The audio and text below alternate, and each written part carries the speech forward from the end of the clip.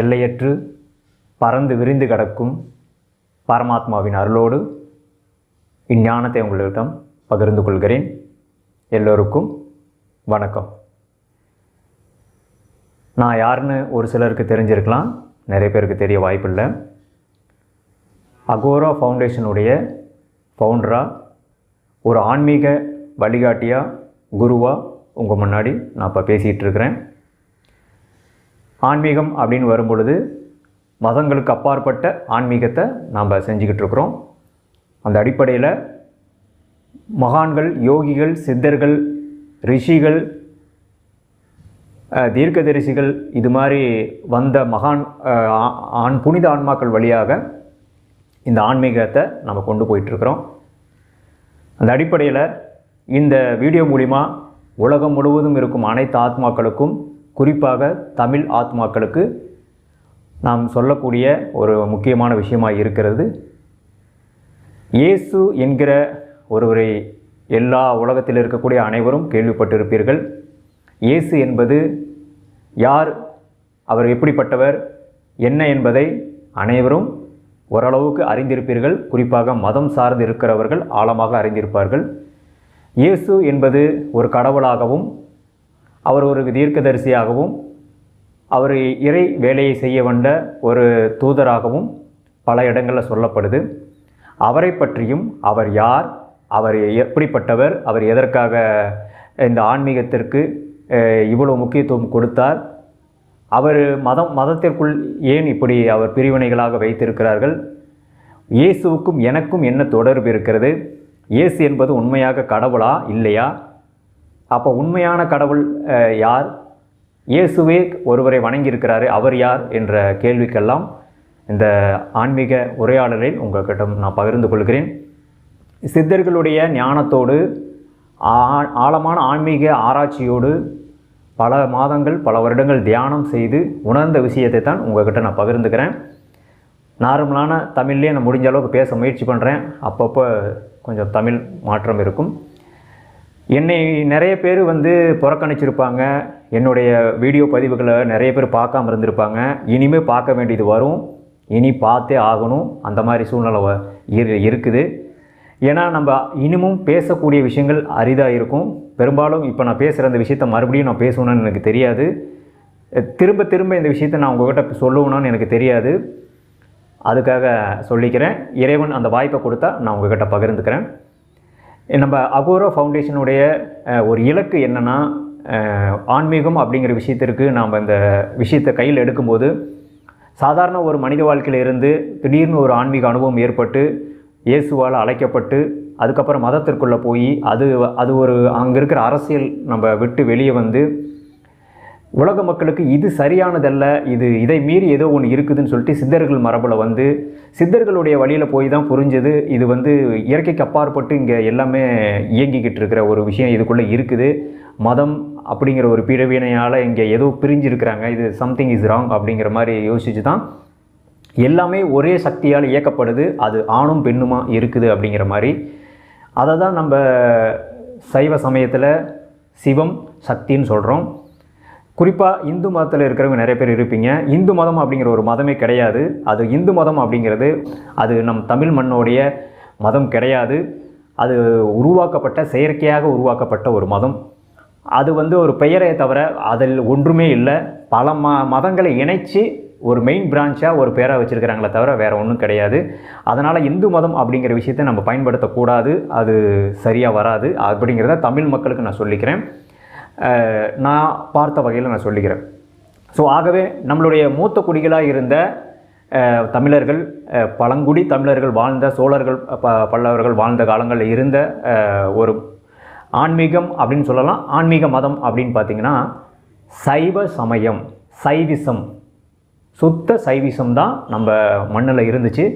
அதுவும் சோழர்கள் தான் அந்த தூய்மையான ஆன்மீக நிலைப்பாட்டை உருவாக்கி அதுக்கு தகுந்த விஷயங்களை செஞ்சுக்கிட்டு இருந்ததாக நம்ம வரலாறுகளில் கேள்விப்படுறோம். இன்னும் அதுக்கான ஆதாரங்கள் இருக்குது. நம்ம ஆன்மீகத்தில் ரொம்ப ரொம்ப பழமையான ஒரு மண் அப்படின்னா தமிழ் மண் தான். உலகம் முழுவதும் ஆன்மீகத்தை பறைசாற்றிய மண்ணுனா அது தமிழ் மண் தான், தமிழர்களால் மட்டும்தான். அது வந்து ஒரு இனத்தை குறித்த பெருமையோ ஒரு மொழியை குறித்த பெருமையோ அப்படி கிடையாது. இயற்கை பிரபஞ்சம் உண்டாக்கிய இயல்பாக உண்டாக்கிய ஒரு ஆன்மீகம் தான் அந்த ஆன்மீகம். அதனால் சொல்லிக்கிறேன், மூத்த ஆன்மீகமும் சரி, மூத்த குடிகளும் சரி, மூத்த மொழியும் சரி, எல்லா இடத்துலையுமே இந்த தமிழ் மண் வந்து ஒரு தாயாக இருக்குது அப்படிங்கிறத நான் சித்தர்கள் வழியில் நம்ம தெரிஞ்சுக்கூடிய விஷயமாக இருக்குது. இது உண்மை. சரி, இப்போ இயேசுவை பற்றி நாம் பார்க்கக்கூடிய விஷயம் என்னென்னா, இயேசுவுக்கும் இதற்கும் என்ன தொடர்பு அப்படின்னு பார்த்திங்கன்னா, இயேசு என்பது ஒரு மதவாதி கிடையாது, ஒரு மதத்துக்குரியவர் கிடையாது, அவர் மதத்தை பரப்பவும் வர கிடையாது. இயேசு என்பவர் ஒரு ஆன்மீகவாதி. அவர் இந்த உலகத்திற்கு ஒரு குருவாக இருந்து இந்த உலகத்திற்கு முழுமையான ஆன்மீகத்தை கொண்டு சேர்ப்பதற்காக வந்தார். அதற்காகவே பிறந்தார். அந்த வேலையை நேர்த்தியாக செய்து முடித்தார். நம்ம எல்லோருமே இங்கே அவதாரம் எடுக்கக்கூடியவங்களை ஒரு மதத்துக்குள்ளே கொண்டு போய் அடைக்கிறோம். உதாரணமாக கிருஷ்ணரை எடுத்துக்குங்க, புத்தர் எடுத்துக்குங்க, இப்போ இயேசு எடுத்துக்குங்க. இவங்க எல்லாருமே வச்சு ஒரு மதமாக ஒரு அமைப்பாக நம்ம இருக்கிறோமே தவிர இங்கே வந்து எதுவுமே ஒரு பிரிவினையே கிடையாது. சித்தர்கள் வழிபடி நாம் எல்லோருமே எந்த ஒரு பிரிவினையும் அன்றி எல்லோரும் ஒரே ஆன்மாவாக நம்ம இணைஞ்சிருக்கிறோம். அதுதான் பேரான்மா இருக்கிற அந்த பரமாத்மா அப்படின்னு நம்ம சொல்கிறோம். ஸோ இங்கே வந்து நீங்கள் கர்த்தர்னு சொன்னாலும் சரி, சிவம்னு சொன்னாலும் சரி, அல்லான்னு சொன்னாலும் சரி, புத்தர்னு சொன்னாலும் சரி, இல்லை வேறு எந்த பேர் வேணாலும் அதுக்கு வச்சுக்கிட்டாலும் சரி, மொத்தத்தில் இயற்கையில் பிரபஞ்சத்தை மொத்தமாக கட்டி ஆளக்கூடிய அந்த பரமாத்மாவுடைய கட்டுப்பாட்டில் தான் இந்த பிரபஞ்சம் இயங்கி கொண்டிருக்கிறது. அதற்கு நம்ம இயற்கைன்னு நம்ம சொல்லிக்கலாம். ஸோ இயற்கையோட அலைவரிசையின்படி இது இயங்கப்பட்டுக்கிட்டு இருக்குது. இதுக்கு நீங்கள் பேர்கள் தான் வச்சுக்கிட்டுமே தவிர அந்த சிவமாக இருக்கிறதும் இயேசு தான், அந்த அல்லாவாக இருக்கிறதும் இயேசு தான். ஸோ இயேசு அப்படிங்கிறவர் இங்கே வந்து உலகத்துக்கு ஒரு ஞானத்தையும் ஞான மார்க்கத்தையும் பக்தி விருத்தியும் அதிகப்படுத்துவதற்காக வந்தார். அது எல்லாவற்றையுமே சொல்லி தன்னுடைய பாதையை தொடங்கினார். அவருக்கும் எனக்குமான தொடர்பு தான் இந்த ஆன்மீக பயணத்திற்கான ஒரு மிகப்பெரிய மாற்றம். கடவுள் நம்பிக்கையற்ற வாழ்வியல் இருந்த நான், கடவுளை வெறுத்து கடவுளே இல்லை அப்படின்னு சொல்லிக்கிட்டு இருந்தேன் நான். ஒரு கட்டத்துக்கு அப்புறம் அது ஒரு உணர்வு ரீதியாக உணர்ந்ததுக்கப்புறம் தான் நான் வந்தேன். அறிவு ரீதியாக கிடையாது. அறிவு என்பது வெளிமுகமாக கிடைப்பது, ஞானம் உணர்வு என்பது உள்முகமாக கிடைப்பது. ஞானத்தை உள்முக தேடலில் தான் கிடைக்கும், அறிவு வெளிமுக தேடலில் கிடைக்கும். வெளியில் இருக்கிற உலகத்தில் இருக்கிற விஷயத்தெல்லாம் கரைச்சி குடிச்சிட்டு தெரிஞ்சுட்டு படிச்சுட்டு வந்து இங்கே உளர கிடையாது. உள்முக பயணத்தின் மூலமாக உள்நோக்கி நம்ம பயணித்து உணர்ந்து ஆன்மாவில் உணர்ந்து பேசிக்கிட்டு இருக்கிறோம். ஸோ இந்த அடிப்படையில் நான் பேசிகிட்டு இருக்கிற இந்த விஷயம் ரொம்ப சீரியஸானது. கொஞ்சம் கவனமாக கேட்டு தெரிஞ்சு நீங்கள் இது பண்ணிக்கிங்க. திரும்ப இதை நம்ம சொல்லுவோமான்னு தெரியாது. இயேசு அப்படிங்கிற ஒரு பரிமாணம் என்ன அப்படின்னு பார்த்தீங்கன்னா, இந்த பூமியில் ஒரு குறிப்பிட்ட விஷயம் தேவைப்படுதுங்க காலத்துக்கு ஏற்ற மாதிரி. சத்திய லோகம், திரேதா யோகம் அப்படிலாம் கலியுகம் அப்படி சொல்கிறாங்க இல்லைங்களா. அந்த யுகத்துக்கு தகுந்தது போல் ஒரு கடவுள் சக்தி பூமிக்கு தேவைப்படுது. அந்த அடிப்படையில் அந்த நம்ம இங்கிலீஷில் கேள்விப்பட்டிருப்பீங்கன்னு நினைக்கிறேன். சிவம் அப்படிங்கிற ஒரு விஷயத்தை நம்ம என்ன சொல்கிறாங்கன்னா, இங்கிலீஷில் டார்க் எனர்ஜி அப்படின்னு சொல்கிறாங்க. அதாவது எப்படி சொல்லலாம்னா, முதல்ல நம்ம ஃபிசிக்கல் ஃபார்மில் இருக்க அந்த பூமி வந்து மேட்டராக இருக்குது, அதுக்கப்புறம் டார்க் மேட்டராக மாறுது, அதுக்கப்புறம் டார்க் எனர்ஜியாக இருக்குது. இந்த டார்க் எனர்ஜின்னு சொல்லப்படக்கூடிய அந்த சிவமயமாக இருக்கக்கூடிய விஷயம்தான், அந்த பரமாத்மாவாக இருக்கக்கூடிய விஷயம்தான் அப்பப்போ அந்த அவதாரங்களை அனுப்பிக்கிட்டு இருக்கு காலத்துக்கு ஏற்றது போல். அந்தபடி வந்தவர் தான் கிருஷ்ணர், இயேசு, புத்தர், இன்னும் எண்ணற்றவர்கள். இப்போ ரீசெண்டாக வந்த வள்ளலார் உள்பட அந்த காலத்துக்கு ஏற்றபடி அந்த மகான்களே அனுப்பிக்கிட்டு இருக்குது. சித்தர்கள் 18 சித்தர்களும் சரி, ரிஷிகளும் சரி, யோகிகளும் சரி, நம்ம பார்க்குறப்ப சமகாலத்தில் இருக்கிற பகவான்களும் சரி, எல்லாருமே குருமார்களும் சரி, அந்த காலத்துக்கு ஏற்ற மாதிரி அந்த அவதாரங்களை அந்த மெயின் சிஸ்டமாக இருக்க காட் சிஸ்டமாக இருக்கிற இடத்த கான்சியஸில் இருந்து வந்துக்கிட்டு இருக்குது. அது மாதிரி கிருஷ்ணர் ஒரு காலத்தில் வந்தார். அதே லேயரோட ஜீசஸ் கிரைஸ்ட்டும் வந்தார். ஸோ அந்த பரமாத்மா ஒரு உடல் எடுத்து பூமிக்குள்ளே வரணும். அது எங்கே வரணும், ஏது வரணும்னு அவர் முடிவு பண்ணி இஸ்ரேல் நாட்டில் அந்த பூமிக்குள்ளே ஒரு தாயுடைய வயத்தில் அவருடைய எனர்ஜி ஃபுல்லாக அந்த தாயுடைய வயத்தில் வந்து ஒரு குழந்தையாக, அதாவது அவங்க திருமணம் ஆகாமையே அந்த பொண்ணுக்குள்ளே ஒரு எனர்ஜி ஃபார்மில் ஒரு மேனிஃபெஸ்டேஷன் ஆகி அவர் வந்து குழந்தையாக பிறக்கிறார். யார்? பரமாத்மா குழந்தையாக கிறிஸ்துவாக பிறக்கிறார். என்னென்னா அந்த பூமிக்கு ஒரு விஷயத்தை சொல்லணும். அவர் சொல்லணும்னா அது ஒரு விஷயத்தை செய்யணும்னா இந்த ஃபார்மில் தான் வந்தாகணும். உதாரணமாக உங்களுக்கு எப்படி சொல்லி புரிய வைக்கிறதுனா, நீங்கள் ஒரு பாட்டு கேட்கணும், இல்லை ஏதாவது ஒரு இயற்கையோட சத்தத்தை கேட்கணும் அப்படின்னா ஒரு ரெக்கார்டர் மூலிமா ரெக்கார்ட் பண்ணிவிட்டு வந்து இங்கே கேட்கலாம், பலருக்கும் அனுப்பலாம். அது மாதிரி இறைவன் பேசணும்னா இந்த மாதிரி ஒரு அவதாரத்தில் வந்து தான் உங்கள்கிட்ட பேச முடியும். மொத்த யூனிவர்ஸையும் கட்டுப்படுத்திகிட்டு இருக்கிற ஒரேடியாக வந்து உங்கள்கிட்ட நின்னா மொத்தமாக பூமி ரெண்டாக பொழந்துடும். அப்படிலாம் வர முடியாது. ஃபிசிக்கல் ஃபார்முக்கு வந்து தான், அதாவது பாடி எடுத்து தான் வர முடியும், உடல் எடுத்து தான் வர முடியும். அப்போ உடல் எடுக்கணும்னா அவங்க வந்து கணவன் மனைவியாக இருக்கணும், குழந்தை பிறக்கணும். அந்த கான்செப்ட் இல்லாமையே இவரே வந்துட்டு அந்த கான்செப்டை மேனிஃபெஸ்டேஷன் பண்ணி அதுதான் தெய்வ சக்தி அப்படின்னு சொல்கிறது.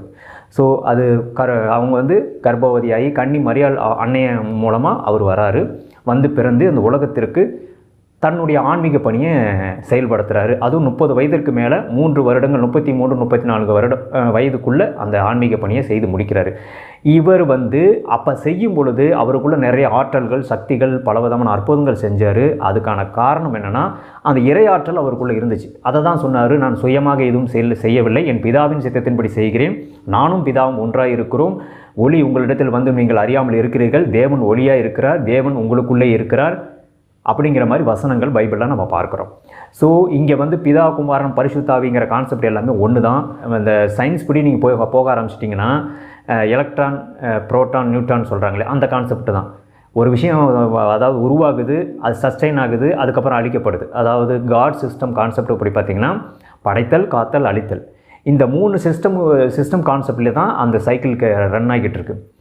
அந்த சிஸ்டத்தை உலகத்துக்கு உணர்த்துறதுக்காகத்தான் இயேசு கிறிஸ்து வந்தார். நம்ம எல்லாருமே வந்து உயிர் தெழணும், நம்ம வந்து விடுதலையாகணும், ரட்சிக்கப்படணும், நம்ம ஆன்மா விடுதலையாகணும், இந்த பரமாத்மா கிட்ட போய் திரும்ப சேரணுங்கிறதுக்காக அவர் தன் உயிரை தியாகம் செஞ்சு இதெல்லாம் நீங்கள் செஞ்சு இதெல்லாம் பண்ணி நீங்கள் வாங்கப்பா அப்படின்னு சொல்லிட்டு போகிறதுக்கு தான் அவர் வந்தார். என்கிட்ட வந்துருங்கப்பா அப்படின்னு சொல்லிட்டு போகிறதுக்காக தான் அவர் வந்தார்.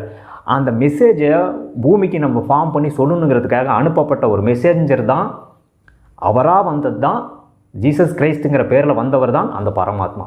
ஸோ இப்படி ஒவ்வொரு காலகட்டத்திற்கும் புத்தராகவும், புத்தர் என்ற பெயரோடையும், இயேசு என்ற பெயரோடையும், கிருஷ்ணர் என்ற பெயரோடையும் அவதரித்து பூமிக்கு நன்மைகளை செய்து கொண்டிருப்பவர் தான் அந்த எல்லையற்ற பரமாத்மா, அந்த சூப்பர் கான்சியஸ்னஸ் காட் அப்படின்னு சொல்கிறோம். இவங்களை வணங்கினாலும் அவரை வணங்கின மாதிரி தான், இவங்களை நீங்கள் தொட்டாலும் அவரை பிடிச்ச மாதிரி தான். அதான் சொல்லுவாங்க, என்னாலே இன்றி ஒருவனும் பிதாவினிடத்தில் வரான் இயேசு கிறிஸ்து சொன்னது காரணம் என்னன்னா, அவரோட எனர்ஜி ஃபார்முக்குள்ளே போனீங்கன்னா தான் நீங்கள் அந்த பரமாத்மா கிட்ட போக முடியும். அப்படின்னு என்ன சொல்கிறோன்னா, நீங்கள் உங்களுக்குள்ளே வந்து சுய உணர்வு, தன்னுணர்வு நிலைக்குள்ளே போகணும். தான் யாருங்கிறது உணரணும். நான் ஒரு ஆன்மா, நான் இந்த பூமிக்கு வந்திருக்கிறேன், என்னுடைய கர்ம வினை முடிக்கிறதுக்கு வந்திருக்கிறேன், எனக்கு அடுத்த பிறவி இருக்கக்கூடாது, அந்த பிறவிலே முடிக்கணும், நான் வந்து என்லைட்மெண்ட் ஆகணும், நான் வந்து எனக்குள்ள முழுமையான விழிப்புணர்வு வரணும், நான் இறைவனோட போய் கரையணும் அப்படிங்கிற ஒரு எண்ணம் இருந்தால் மட்டும்தான் நீங்கள் இந்த பிறப்பு இறப்பு சைக்கிள்லேருந்து வெளியே வந்து நீங்கள் அந்த நிலைக்கு போக முடியும். ஸோ இப்படிப்பட்ட ஒரு நிலைப்பாட்டில் ப்ராஜெக்டோடு அவர் வந்தவர் தான் ஜீசஸ் கிரைஸ்ட். ஸோ காட் அப்படிங்கிறத நீங்கள் எத்தனையோ கடவுளை நீங்கள் வச்சுக்கலாம், ஆனால் அது எல்லாமே அந்த பரமாத்மா வாழ வந்த ஒரு எனர்ஜி தான். அவர் தீர்க்கதரிசி என்னோ, அவர் ஒரு மதவாதி என்னோ, அவர் மனுஷனோ அப்படி நினச்சிக்கிட்டு இருக்காதீங்க. அது உங்களை அஞ்ஞானம், உங்கள் அறியாமை. நீங்கள் உணரலை. உணர்வு வேறு, ஞானம் வேறு, அறிவு வேறு. அறிவுங்கிறது மக்கப் பண்ணி வர விஷயம். 10 பேப்பரை படிச்சுட்டு நீங்கள் என்ன வேணால் உளரலாம். அந்த 10 பேப்பரில் படித்த விஷயம் ஞானமாக உள்கொண்டு போகணும்னா உங்களுக்குள்ளே இருக்கிற சக்தி ஓட்டம் வெளிப்படையணும். குண்டலினிங்கிற சக்தி வெளிப்படைஞ்சால் மட்டும்தான் கிறிஸ்து என்பது தான் குண்டலினி. இதைத்தான் பலமுறை நான் சொல்லியிருக்கேன், இதை நிறைய பேர் கேட்கல. கிறிஸ்து என்பது குண்டலினி. அவர் சிலுவையில் மரணத்தில் தொங்கிக் கொண்டிருப்பது குண்டலினியை உணர்த்துகிறது. உங்களுக்குள்ளே இருக்கும் குண்டலினி ஆற்றலை மேலோக்கி எழுப்பினால் மட்டும்தான் உங்களுக்குள்ளே ஞானம் பிறக்கும், உங்களுக்குள்ளே இருக்கும் 6 ஆதார சக்கரங்களும் வெளிப்படையும்.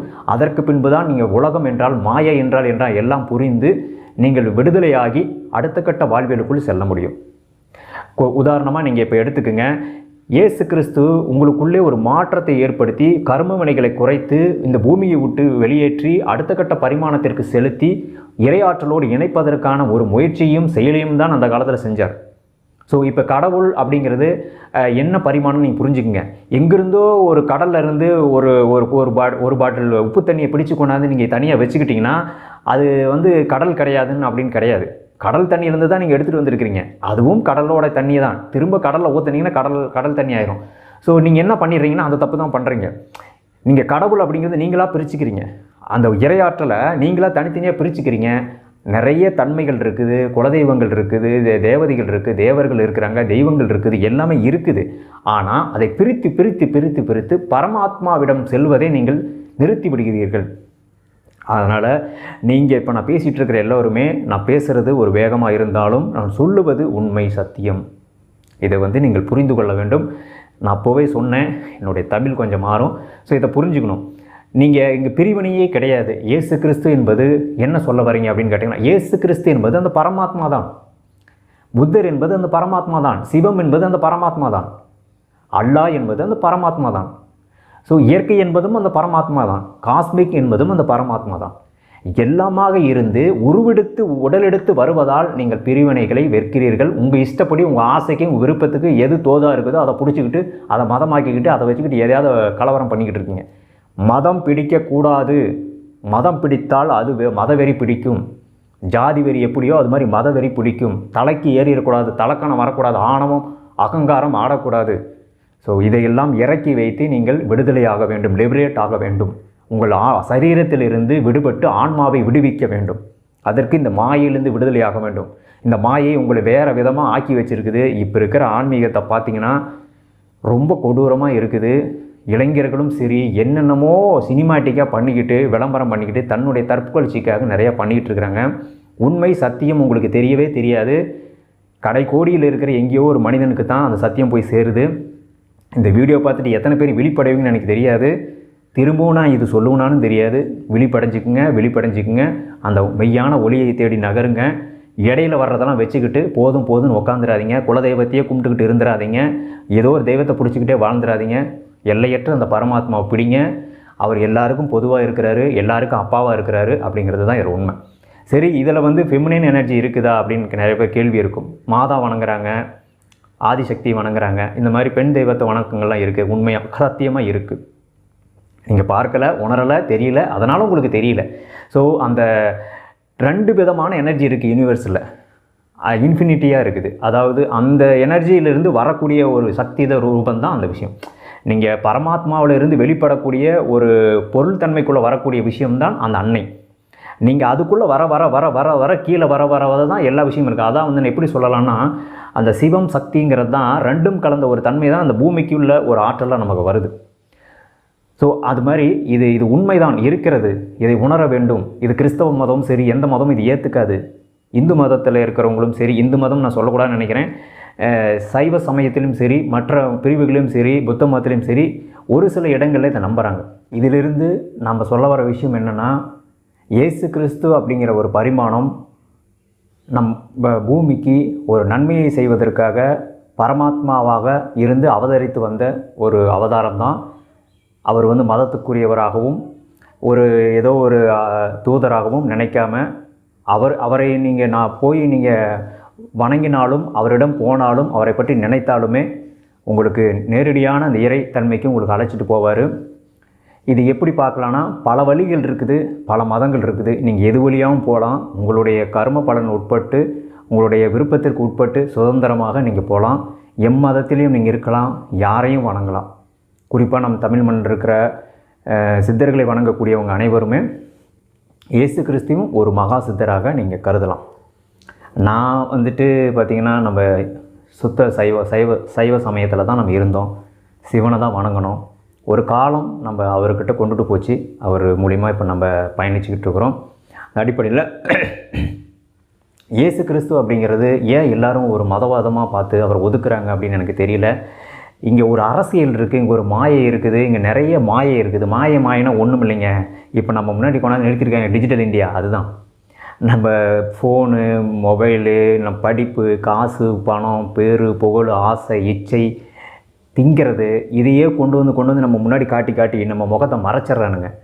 நமக்குள்ளே இருக்கிற உள்ள உலகத்துக்குள்ளே பயணம் பண்ணுறதுக்கான விஷயம் எதுவுமே இங்கே இல்லை. எஜுகேஷன் சிஸ்டம் எல்லாமே மாறி இருக்குது. இங்கே நாம் எதுக்கு ஓடிக்கிட்டு இருக்கிறோம், எதுக்கு படிக்கிறோம், எதுக்கு வேலை செய்கிறோம், எங்கே போய்கிட்டு இருக்குன்னே தெரியாமல் நம்மளை திசை திருப்பி விட்டானுங்க. உதாரணமாக சொல்லணும்னா, நாய்கள் ஒரு கூட்டமாக இருக்கும். அதுங்களுக்கு பிஸ்கட் போடுற இடத்துக்கெல்லாம் போய் சாப்பிடும். அது மாதிரி நம்மளுக்கு எங்கெங்கேயோ போட்டு என்னென்னத்தையோ சாப்பிட வச்சு எங்கெங்கேயோ போக வச்சுட்டு இருக்கிறானுங்க. இருக்கிற இடம் என்னன்னே தெரியாமல் தெரிகிறோம். இவ்வளோ அதிசயங்களும் அற்புதங்களும் ஞானிகளும் யோகிகளும் சித்தர்களும் வாழ்ந்த மண்ணில் தற்குறித்தனமாக தெரிஞ்சுக்கிட்டு இருக்கிறீங்க. தற்குறி முட்டாளாக இருக்கிறீங்க. குறிப்பாக தமிழ் மக்கள் நான் சொல்லிக்கிட்டு இருக்கிறேன். வெளிநாடுகளிலிருந்தும் சீனாவிலிருந்தும் பெரிய பெரிய நாட்டிலிருந்து வெள்ளைக்காரர்கள் பெரிய பெரிய பணம் படைத்தவர்கள்லாம் இங்கே வந்து அதோட அருமை தெரிஞ்சு மாத கணக்கில் வருஷ கணக்கில் அந்த கோயிலுக்குள்ளே உட்காந்து பெரிய பெரிய ஆலயங்களில் சர்ச்சுகளில் உட்காந்து அந்த ஞானத்தை வாங்கிக்கிட்டு அந்த அதிசயத்தை அடைஞ்சு அவங்க உருகி வேண்டி தாழ்மையோடு இருந்து அவங்களுக்கு அந்த பலன் கிடைக்குது. இங்கே லோக்கலில் இருந்துக்கிட்டு, இந்த தமிழ்நாட்டில் இருந்துக்கிட்டு இங்கே இருக்கக்கூடிய சித்தர்கள், மகான்கள், யோகிகளை பற்றியும் தெரியல, இயேசுவை போன்ற ஒரு மகானை பற்றியும் தெரியல, எதையுமே தெரியல. குறிப்பாக கிறிஸ்தவ மதத்துக்கு இயேசுவை பற்றி தெளிவாகவே தெரியல. மதம் என்ற பேரிலே உங்ககிட்ட மத புத்தகத்தை கொடுத்து அதையே படிச்சுக்கிட்டு அதையே உட்காந்து நோண்டிக்கிட்டு இருந்தால் வேறு என்ன தான் தெரியும்? மத புத்தகத்தில் இருப்பதை தாண்டி நாம் சிந்திக்க வேண்டும். புத்தகத்திற்குள்ளே எல்லாம் விடை இருக்கிறது. ஆனாலும் அதை தாண்டிய ஞானம், மெய்ஞானத்தை தேட வேண்டும். மத புத்தகத்தையே தேடி இருந்தீங்களா என்லைட்மெண்ட் ஆக முடியாது, உயிர் தெள முடியாது, பிரபஞ்சத்தோட ஒன்றிணைய முடியாது, இறைவனோட போய் ஒன்றிணைய முடியாது, இந்த பிறவி பலனை நீங்கள் தீர்க்க முடியாது. பாவங்கள் தான் அதிகமாகிட்டு இருக்கும். மதத்தை ஃபாலோ பண்ணுறாங்க, நான் தப்புன்னு சொல்லலை, அது உங்களுக்கு விருப்பத்துக்கு உட்பட்டது. ஆனால் அதை கடந்த ஒரு ஆன்மீகம் இருக்கிறது. ஆன்மீகம் என்பது வேறு, மதம் என்பது வேறு. மதம் என்பது ஒரு வழி, ஆன்மீகம் என்பது எல்லையற்ற அந்த பிரபஞ்சத்தை உணர்வது. ஸோ ஆன்மீகம் என்பது ஆன்மாவை உணர்வது. உங்கள் ஆன்மா உணரணும். என்றைக்காவது ஆன்மா உணர்ந்துருக்கீங்களா? ஆன்மானா என்னென்னு தெரியாது. செத்து போனவங்கள தான் ஆன்மான்னு சொல்லிக்கிட்டு இருப்பீங்க. நீங்கள் செத்ததுக்கப்புறம் ஒரு வாழ்க்கை இருக்குது, மறுபிறவி இருக்குதுன்னா ஒத்துக்க மாட்டாங்க. ரீஇன்கார்னேஷன் இருக்குது, உறுதியாக இருக்கிறது. அந்த பகுதிகளில் பைபிள்லேருந்து எடுத்துட்டாங்க. பைபிள் உங்களுக்கு தெரியாமல் நிறைய சுட்டு எரிச்சிட்டானுங்க. கொஞ்சோண்டு கையில் வச்சுக்கிட்டு நீங்கள் எதோ பேசிகிட்டு இருக்கீங்க. அதில் இருக்கிறதே ஒரு ஃப்ளோவாகவே இருக்காது. இயேசு கிறிஸ்து வந்தார்னு இருக்கும், திடீர்னு 16 வயசுக்கு அப்புறம் எங்கே போனார்னு இருக்காது. உங்களெல்லாம் அந்த மாயை வலையை உங்களை எல்லாத்தையும் மாற்றி வச்சுருக்குது. புரிஞ்சுக்கிட்டு கிறிஸ்தவர்களும் சரி, கிறிஸ்துவை ஃபாலோ பண்ணுறவங்களும் சரி, அவர் கிறிஸ்துவை தான் தேட சொன்னார். கிறிஸ்து என்கிற உணர்வுக்குள்ளே தான் வர சொன்னார். கிறிஸ்தவ மதமாக இருக்க சொல்லவில்லை. பேதுருவிடம் கேட்கும் பொழுது, நான் யார் என்று கேட்கும்போது, நீ மெய்யாகிய தேவனாகிய கிறிஸ்துன்னு சொல்லுவார். இயேசுன்னு சொல்கிறது வந்து அவர் பெயர். இயேசு என்கிறது இந்த உணர்வு தன்மைக்குள்ள வந்த ஒரு பெயர் தானே தவிர, கிறிஸ்துவுக்குள் நாம் பிறக்க வேண்டும். கிறிஸ்து என்பது நமக்குள் குண்டலினி வெளிப்படைய வேண்டும். ஸோ இதைத்தான் நம்ம முன்னோர்கள், மகான்கள், சித்தர்கள் குண்டலினி பற்றி நிறைய பேசியிருக்கிறாங்க. அதை என்னென்னு தெரிஞ்சுக்கங்க. தியானத்தின் மூலிமா அதை அடையணும். ஸோ அது எல்லாருமே போகக்கூடாது. உடனே ஆன்மீகத்துக்குள்ளே எல்லாரும் வரவும் கூடாது. என்னுடைய எச்சரிக்கை என்னென்னா, ஆன்மீகத்தை பற்றி தெரியாமல், ஆன்மீகத்தில் ஆர்வம் இல்லாமல், அதை அந்த நிலைக்கு போகணும்னு தெரியாமல் வரக்கூடாது. சரியான குருமார்களை அணுகி, சரியான மகான்களை சந்தித்து, அதை நீங்கள் நோக்கி தான் போகணும். உங்கள் மதத்திலே நல்ல ஒரு போதகரும், நல்ல ஒரு ஆன்மீகவாதியும், குருவும் இருப்பாங்க. அவங்கள நோக்கி போய் தெரிஞ்சுக்குங்க. ஸோ இங்கே விளம்பரம் பண்ணுற விஷயங்களை தேடி தெரிஞ்சிக்காதீங்க. விளம்பரம் பண்ணிக்கிட்டு தன்னுடைய தற்பெருமையை பேசிக்கிட்டு உட்காந்துட்டு இருக்கிறவங்ககிட்ட போகாதீங்க. நான் நிறைய பார்த்துட்டேன். நிறைய முட்டாள்தனமாக இருக்கிறாங்க. தயவு செஞ்சு நான் சொன்னால் தப்பாக நினச்சிக்காதீங்க. நம்ம இன்னும் முட்டாளாக இருக்கிறோம். யோசிச்சு பாருங்கள், எத்தனை செல்வங்கள், எத்தனை ஞானங்கள், எத்தனை பொக்கிஷங்கள் இந்த நாட்டில், நம்ம தமிழ்நாட்டில் இருக்குது. சித்தர்கள், மகான்கள் இருக்கிறாங்க. ஆனால் அவங்க இடத்துல போய் குப்பையை போட்டுட்டு தின்னுட்டு வெட்டி நாய் பேசிட்டு பாட்டு கேட்டுட்டு சுற்றி நின்றுட்டு மலைக்கு போகிறேன், அங்கே கோயிலுக்கு போகிறேன், ஜீவசமாதிக்கு போகிறேன், இப்போ குப்பை பண்ணிவிட்டு அங்கே ஒரு களைச்சிடை பண்ணிவிட்டு வந்துட்டு இருக்கீங்க. சத்தமே போடக்கூடாது எந்த ஜீவசமாதிக்கு போனாலும்.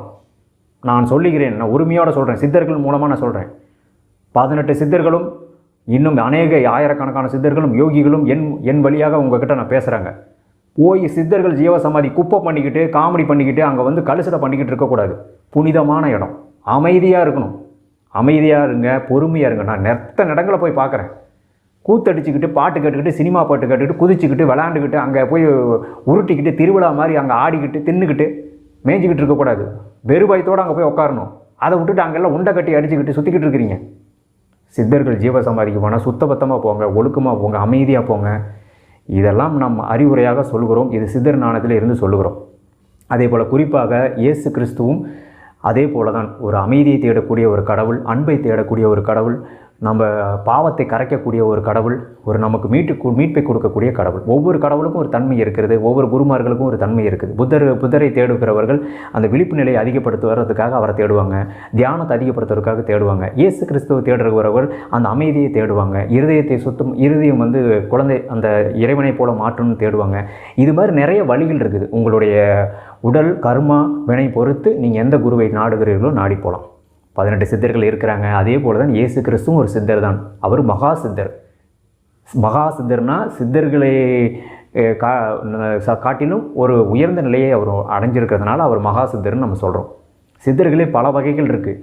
அது ஆரம்ப நிலையிலிருந்து இருக்குது. ஏபிசிடி மாதிரி சின்ன சின்ன நிலைகள்லேருந்து சாதாரண நிலைகள்லேருந்து உயர்ந்த நிலை வரைக்கும் இருக்கிறாங்க. அகத்தியர், போகர், கரூரார், இன்னமும் மகாவதர் பாபாஜி, அவங்கள சித்தர்களை கொண்டு வர மாட்டாங்க. நான் இருந்தாலும் சொல்கிறேன், 18 சித்தர்களாக தான் சொல்லுவாங்க. பாம்பாட்டி சித்தர், புலிப்பாணி, சட்டைமுனி. ஸோ இதை திருமூலர்லாம் வந்து எந்த கான்செப்டில் கொண்டு வராங்க தெரில. ஸோ திருமூலர் ஐயா, இது மாதிரி நிறைய மகான்கள் சித்தர்கள் இருக்கிறாங்க. அதை எல்லாமே புரிஞ்சுக்கிட்டு நம்ம தெரிஞ்சுக்கணும். இப்போ நம்ம மண்ணிலே வாழ்ந்து இப்போ கடைசியாக வாழ்ந்த வள்ளலார் ஐயா, ரமணர் ஐயா, ஓஷோ அவர்கள், நிறைய திருவண்ணாமலை, முக்கியமான பஞ்சபோத ஸ்தலங்கள், இது மாதிரி நிறைய இடங்களில் நிறைய மகான்கள் இருக்கிறாங்க. இப்பவும் உங்கள் கண்ணுக்கு தெரியாத ஆயிரக்கணக்கான சித்தர்கள் உங்ககிட்ட பேசிக்கிட்டு இருக்கிறாங்க, உங்கள் முன்னாடி தான் இருக்கிறாங்க. ஆனால் உங்கள் கண்ணுக்கு தெரியாது. காரணம் என்னென்னா அறிவை மட்டுமே வச்சுட்டு ஓடிக்கிட்டு இருக்கிறதுனால ஞான பார்வையில் பார்த்தா மட்டும்தான் தெரியும். ஞானம் என்பது உள்முகமாக கிடைப்பது. யார் சித்தர், யார் சித்தர்கள், இந்த பூமியில் இப்போ யார் ப்ரெசண்ட்டில் இருக்கிறான்னு நீங்கள் அதை தேடினா தான் கிடைக்கும். உங்கள் கண்ணுக்கு முன்னாடியே இருக்கிறாங்க. நான் பார்த்த வரைக்கும் உருவம் இல்லாமையும் இருக்கிறாங்க, உடலோடையும் இருக்கிறாங்க. ஆனால் சாதாரணமாக இருப்பாங்க. ஜீன்ஸ் பேண்ட் போட்டுக்கிட்டு சாதாரணமாக ஒரு ஆடையோட ஒரு வேலையை செஞ்சுக்கிட்டு இருப்பாங்க. ஆனால் உங்களுக்கு தெரியாது. ஸோ அந்த அடிப்படையில் முழுமையான ஆன்மீகத்துக்குள்ளே வந்ததுக்கப்புறம் இந்த மதங்களை உதிர்த்து விட்டுட்டு உள்ளே வந்து இது வேறு ஏதோ இருக்குதுன்னு தேடினதுக்கப்புறம் தான் இந்த உண்மைகள்லாம் நமக்கு தெரிஞ்சுது. இயேசு என்கிறவரை ஏன் வெறுக்கிறாங்க, ஏன் ஒதுக்குறாங்க, இயேசு கிறிஸ்துங்கிறவ ஏன் பல பேர் புரிய மாட்டேங்குது அப்படிங்கிறத சொல்ல தான் வந்தேன். மதம் மாற்றமோ எதையாவது பண்ணிக்கிட்டு இருந்தீங்கன்னா உருப்பட முடியாது. மதம் மாதிரி ஒரு பிரயோஜனம் இல்லை. நீங்கள் மதம் மாதிரி அந்த மதத்துக்கு தகுந்த அடையாளங்களை உருவாக்கிக்கலாம். ஒரு பக்கம் தாடி சரைச்சிக்கலாம், ஒரு பக்கம் தாடியை வச்சுக்கலாம். இதுக்கு இப்போ இதை வச்சுக்க சொல்ல அந்த உடம்பே ஒன்றுத்துக்கு ஆகாது. மண்ணுக்கு போகிற உடம்பு. இந்த உடம்பை கடந்த ஆன்மாவை உணர வேண்டும். உடம்புக்கு பண்ணுற அலங்காரம், ஆடம்பரம், பந்தா, பேரு, புகழ், ஆணவம், அகங்காரம் அதெல்லாம் ஏறி போய் நீங்கள் சுற்றி மண்டையில் போதை ஏறி போய் திரியிறீங்க. வெளிநாட்டுக்காரங்களுக்கு தெரிஞ்ச ஒரு அருமை பெருமை கூட உங்களுக்கு தெரியல. போய் பாருங்கள், பாண்டிச்சேரியில் ஆரோவில் நம்ம நாட்டு கலாச்சாரத்தின்படி விவசாய நிலங்களை எப்படி உண்டாக்கணும்னு அவங்க கற்றுக்கிட்டு இருக்கிறாங்க. ஃப்ரான்ஸ்லேருந்து வந்து எவ்வளோ நாடுகள்லேருந்து வந்து நீங்கள் இன்னமும் அங்கே உட்காந்து உருட்டிக்கிட்டு பீடி குடிச்சிக்கிட்டு தம் அடிச்சுக்கிட்டு சரக்கு அடிச்சுக்கிட்டு சுற்றி திரியிறீங்க. எப்படி உருப்படுறது? தமிழ் மக்கள் பொறுப்பற்று இருக்கிறீங்க, வரலாறு தெரியாமல் இருக்கிறீங்க. இங்கே மரபியல் ரீதியாக நம்ம வந்து பழங்குடி தமிழர்கள், நம்ம வந்து பல சித்தர்கள் வழியாக வந்த பிள்ளைகள், நம்ம சித்தர்கள் வழியாக வந்த நம்ம வரலாற்றை கட் பண்ணிடாதீங்க, விட்டுறாதீங்க, பாதுகாத்து வைங்க. சித்தர்கள் இடத்த கொஞ்சம் புனிதமாக பார்த்துக்குங்கய்யா. சர்ச்சாக இருக்கட்டும், மசூதியாக இருக்கட்டும், கோவிலாக இருக்கட்டும், கொஞ்சம் புனிதமாக வச்சுக்கோங்கய்யா. சினிமா பாட்டு கேட்டுக்கிட்டு பொம்பளைங்களை கூட்டிக்கிட்டு அங்கே போய்கிட்டு விளையாண்டுக்கிட்டு லவ்ஸ் பண்ணிக்கிட்டு இந்த மாதிரிலாம் பண்ணிக்கிட்டு இருக்காதீங்க ஐயா. தயவு செஞ்சு நான் உங்ககிட்ட கேட்டுக்கிறேன். புனிதமான இடங்களை சத்தம் போடாதீங்க. முதல்ல காட்டு நாய் மாதிரி கத்திக்கிட்டு இருக்காதீங்க ஐயா. போனாங்க ஸ்பீக்கரை போட்டுட்டு கண்ட சத்தத்தை போட்டுக்கிட்டு இருக்காதிங்க. பொல்யூஷன், நாய்ஸ் பொல்யூஷன் பண்ணாதீங்க. அவங்களுக்கு இனிமையான சத்தங்கள், பாடல்கள், பொறுமையான ஒரு ஜபங்கள், பிரார்த்தனைகள் தான் அவங்களுக்கு பிடிக்கும். அவங்கக்கிட்ட ஒரு நல்ல தூபம் ஏற்றலாம், ஊதுபத்தி ஏற்றலாம், நல்ல ஒரு வாசனை திரவங்களுக்கு கொடுக்கலாம், பூக்கள் வைக்கலாம். இந்த மாதிரி விஷயங்கள் தான் அவங்களுக்கு பிடிக்கும். அதை விட்டுட்டு எக்ஸ்ட்ரா வேலையெல்லாம் அங்கே பண்ணிக்கிட்டு இருக்காருங்கிறது என்னுடைய தாழ்மையோடு நான் சொல்லிக்கிற விஷயம். ஒருவேளை நான் பேசுகிறது ஃபோர்ஸாக இருக்கலாம்.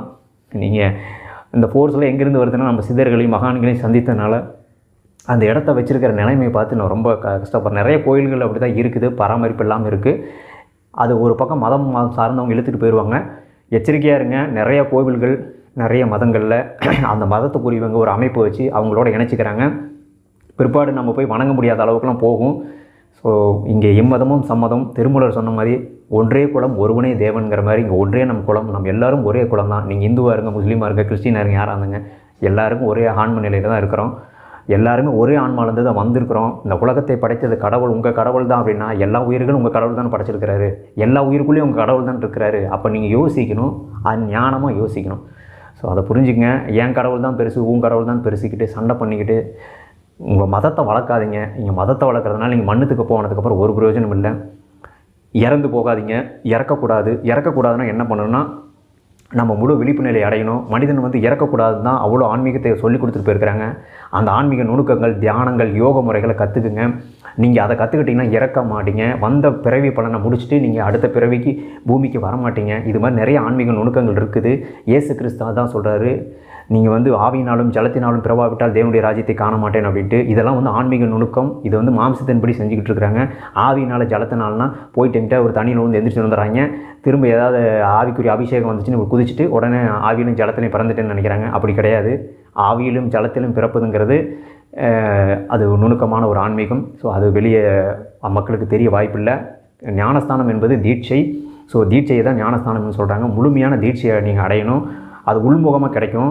நீங்கள் சும்மா ஏதாவது பண்ணிக்கிட்டு நீங்களாக பண்ணிகிட்டு இருக்கக்கூடாது. ஸோ நான் சொல்ல வந்த விஷயம் என்னென்னா, நான் வேகமாக சொல்கிறது எதுக்குன்னா, சீக்கிரமாக விழிப்படைங்கப்பா. ரொம்ப ராங்காக போய்கிட்டு இருக்கீங்க, தப்பாக போய்கிட்டு இருக்கீங்க.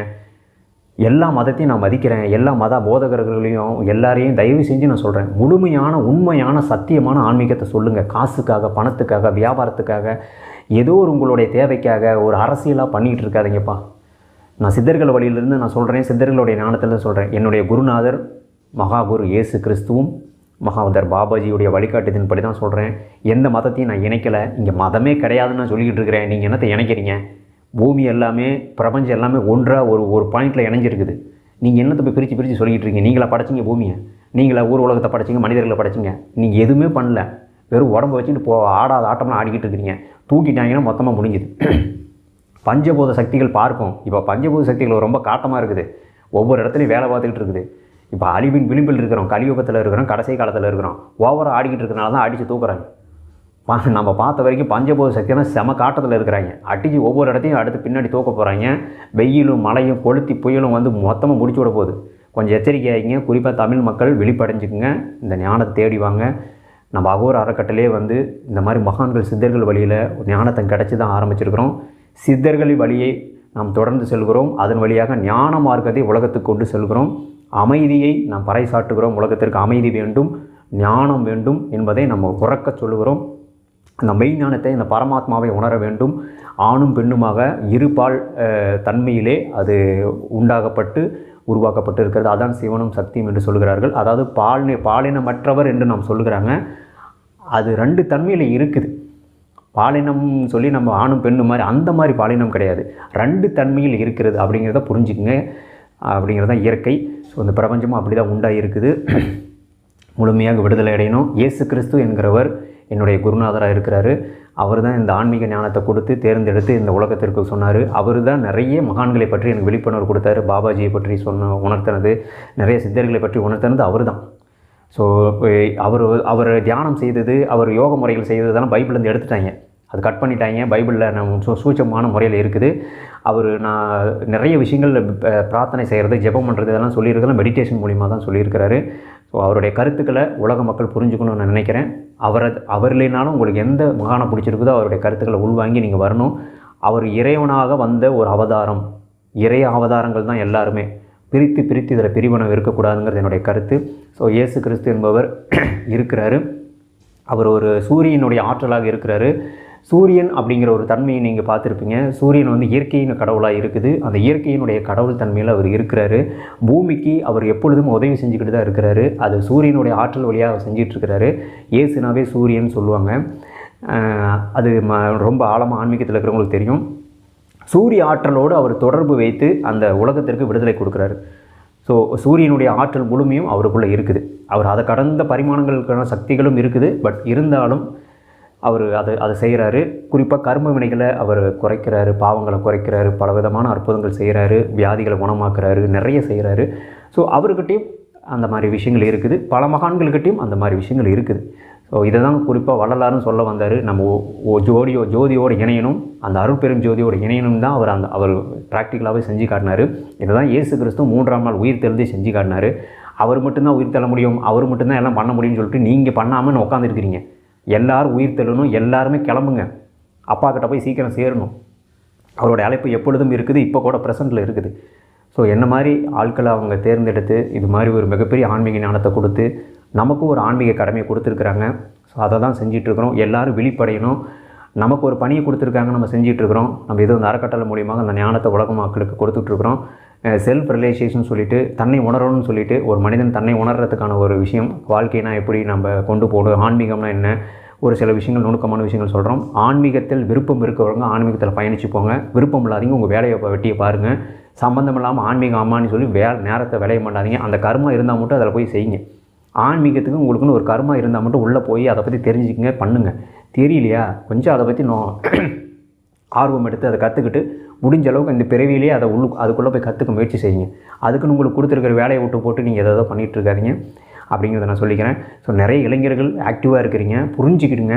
இப்போ குருமாருங்கிற பேரில் நிறைய பேர் இருக்கிறாங்களே தவிர அவங்க என்ன சொல்கிறாங்க ஏது சொன்னாங்கன்னு புரிஞ்சுக்கிட்டு பிரிவினை பண்ணுறாங்களா, ஒழுக்கமாக ஆன்மீகத்தை சொல்லிக் கொடுக்குறாங்களா, சித்தர்கள் பேரை கெடுக்கிறாங்களா இல்லை புனிதப்படுத்துகிறாங்களான்னு பார்த்துக்கிட்டு பண்ணுங்கள். ஏன்னா நிறைய பேர் சித்தர்கள் பேரை கெடுத்துக்கிட்டு இருக்கிறாங்க. என்னமோ அது மீடியாவில் வந்து ஏதோ காசுக்காக எதையோ பேசிக்கிட்டு இருக்குதுங்க. அவங்களாம் எவ்வளோ பெரிய மகான்கள், அவங்கள பற்றி எல்லாம் தெரிஞ்ச மாதிரி பேசிகிட்டு இருக்குதுங்க. அதெல்லாம் ஒரு துளி கூட நம்ம முழுமையாக தெரிஞ்சிக்க முடியாது. மகான்கள் பேரை கெடுக்காதீங்க, நம்ம சித்தர்கள் பேரை கெடுக்காதீங்க அப்படிங்கிறது என்னுடைய கருத்து. அவங்க இடத்தையும் கெடுக்காதீங்க, அவங்களுடைய இருப்பிடத்தையும் கெடுக்காதீங்க. மலைகள் பெரிய பெரிய இடங்கள் அவங்க இருக்கிறதா நினச்சி அங்கே போய் குப்பையை போட்டு வராதிங்க. சுத்தம் பத்தமாக இருங்க. ஆன்மீகத்தில் ஆர்வம் இருக்கிற மட்டும் அங்கே போங்க. சம்பந்தமில்லாத ஆள்லாம் அங்கே போய்கிட்டு இருக்காதிங்க, உங்களுக்கு ஒரு பிரயோஜனம் இல்லை. சித்தர்கள்லாம் ஆசீர்வாதம் கொடுக்க மாட்டாங்க. 1008 பாவத்தை பண்ணிவிட்டு 1008 வேலையை பார்த்துட்டு நீங்கள் போயிட்டு இருந்தீங்கன்னா உங்களெல்லாம் கண்டுக்கவே மாட்டாங்க. அவங்க நினச்சா தான் உங்களுக்கு அந்த விடுதலை கொடுப்பாங்க, அவங்க நினச்சா தான் உண்டு. அதனால் எல்லா வேணால் பண்ணிடலாம், அவங்கக்கிட்ட போனால் மன்னிச்சிடுவாங்கன்னு நினைக்காதீங்க. புரிஞ்சுக்குங்க, எந்த சித்தர்கிட்ட போனால் என்னென்னு தெரிஞ்சுட்டு போங்க. ஸோ அந்த அடிப்படையில் நம்ம சித்தர்கள் வழியில் நம்ம பயணிக்க போகிறோம். சித்தர்கள் கோட்பாட்டின்படி நம்ம பழம்பெரும் சித்தர்களில் திருமூலர் ஐயா சொன்னது போல் அந்த அந்த நடராஜ ரூபத்தில் இருக்கக்கூடிய அந்த தன்மையில் இருக்கக்கூடிய ஒரு இறையாற்றல் தான் அந்த பரமாத்மா. அதுதான் அந்த நடராஜ ரூபத்தில் காட்டுறாங்க. அந்த பரமாத்மாவுடைய நடனம் தான் இந்த பிரபஞ்சத்தை இயக்கிக்கிட்டு இருக்குது. அதை தான் காஸ்மிக் டான்ஸ்னு சொல்கிறாங்க. ஸோ அந்த அடிப்படையில் நம்ம இது பண்ணுறோம். இதுதான் சோழர்கள் வணக்கத்துக்கு கொண்டு வந்தாங்க. இந்த பூமி பலவிதமான பழங்குடி மக்களால் ஆன்மீகத்தை கொண்டு வந்து கொடுத்துட்டு இருக்குது. அந்த அடிப்படையில் நம்ம புரிஞ்சுக்கணும். பழங்குடி மக்கள் உருவாக்கப்பட்ட மதங்கள் தான் புனிதமான மதங்கள். இப்போ வந்திருக்கிறதெல்லாம் மாடர்னாக வந்திருக்கிறது எல்லாமே திசை திருப்பி தான் கொண்டு போகுது. கொஞ்சம் கவனமாக இருந்துக்குங்க. சித்தர்கள் வழியில் வாங்க. குறிப்பாக இயேசு கிறிஸ்து உள்ள வரணும்னு நினைக்கிறவங்க நம்மளுடைய அறக்கட்டளை மூலிமா அவருடைய ஞானத்தை பெறணும்னு நினைக்கிறவங்க தொடர்ந்து ஃபாலோ பண்ணுங்கள். இந்த உபதேசங்களை கேளுங்க. நம்ம அடுத்தடுத்து போடுற பதிவுகளை தொடர்ந்து பாருங்கள். அந்த உபதேசங்களை கேளுங்க. அது மூலிமா உங்களுக்கு ஞானம் வெளிப்படையும். நிறைய விஷயங்கள் உங்கள்கிட்ட பகிர்ந்துக்கிறேன். அடுத்து நம்ம ஆன்மீக பாதை கடந்து வந்த விஷயங்களை உங்கள்கிட்ட பகிர்ந்துக்கிறேன் அடுத்தடுத்த வீடியோவில். மறுபடியும் இந்த விஷயத்தை நான் பேசணும்னு தெரியாது. இதன் மூலிமா இந்த வீடியோவில் பேசின விஷயத்தை நான் முடிச்சுக்கிறேன். மீண்டும் அடுத்த ஒரு பதிவில் இன்னும் ஆழமான ஞானத்தை உங்கள்கிட்ட பகிர்ந்துக்கிறேன். இயேசுவும் ஒரு மகா சித்தர் தான். உலகமெங்கும் இருக்கும் அனைத்து ஆத்மாக்களுக்குமா தான் வந்தார். நீங்கள் நினச்சா அவர் உங்களுக்குள்ளேயும் வருவார். கிறிஸ்து என்பது உணர்வு. கிறிஸ்து உணர்வுக்குள் இருங்க, மதமாக இருக்க வேண்டாம். எல்லாம் புகழும் இறைவனுக்கே. நன்றி, வணக்கம்.